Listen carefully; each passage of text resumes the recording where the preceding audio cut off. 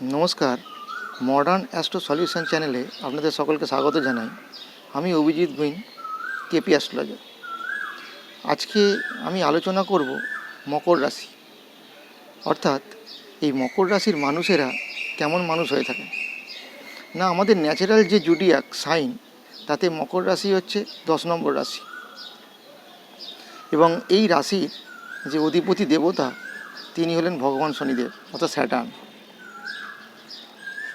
তো মকর রাশির যে বৈশিষ্ট্যগুলো আমরা দেখতে পাই, তার মধ্যে প্রথমে যেটা বলা যায় সেটা হলো মকর রাশির মানুষেরা মিতব্যয়ী হয়ে থাকে, অর্থাৎ এরা আজে বাজে খরচ করা পছন্দ করে না। যেখানে যেটুকু দরকার সেটুকু এরা খরচ করার পক্ষপাতী। মানুষ হিসাবে মকর রাশির মানুষেরা খুব বিচক্ষণ হন। মকর রাশির মানুষেরা নিয়ম শৃঙ্খলা খুব মেনে চলেন এবং নিয়ম শৃঙ্খলা প্রিয় একজন মানুষ হয়। এই মকর রাশির মানুষেরা খুবই বাস্তববাদী এবং ধৈর্যশীল মানুষ হয়ে থাকেন। এই মকর রাশির মানুষেরা খুব কষ্ট সহিষ্ণু হন। এরা অনেক সময় কাজ করতে গিয়ে হয়তো নানা কাজে বাধাপ্রাপ্ত হন ঠিকই, কিন্তু এরা হাল ছেড়ে দেন না। সাময়িক ব্যর্থতায় হয়তো এদের মন খারাপ হলেও এরা হতাশ হয়ে পড়েন না। আবার নতুন উদ্যম নিয়ে এরা কার্য শুরু করেন এবং তাতে কার্যসিদ্ধি করার চেষ্টা করেন। এই মকর রাশির মানুষেরা ধীরে ধীরে অল্প অল্প করে সঞ্চয় করা পছন্দ করেন বা সঞ্চয় করে থাকেন।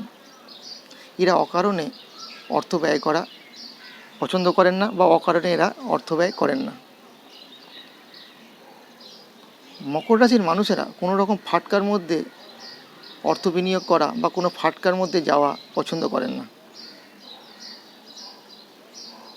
কোনো জায়গায় অর্থলগ্নি করার পূর্বে এই মকর রাশির মানুষেরা ভালো করে বিচার বিবেচনা করে নেন, তারপর সেই জায়গায় তারা অর্থ বিনিয়োগ করেন বা অর্থ বিনিয়োগ করা পছন্দ করেন।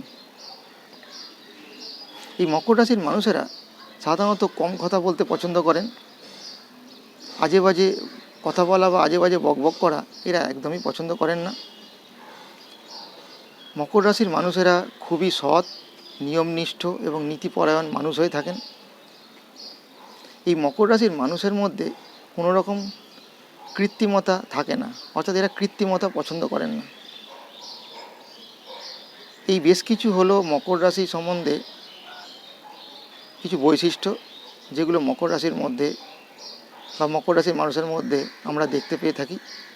তো আপনারা যারা মকর রাশি আছেন তারা অবশ্যই আমায় কমেন্ট করে জানাবেন কাদের সঙ্গে কতটা মিলল আমার এই কথাবার্তাগুলো, এবং আপনাদের বন্ধুবান্ধব বা পরিজনের মধ্যে যারা মকর রাশি আছে অবশ্যই তাদের মধ্যে আমার এই ভিডিওটা শেয়ার করবেন, যাতে তারা বুঝতে পারে যে মকর রাশির মানুষের যে বৈশিষ্ট্য আমি বললাম তাদের সঙ্গে কতটা মিলল। ধন্যবাদ।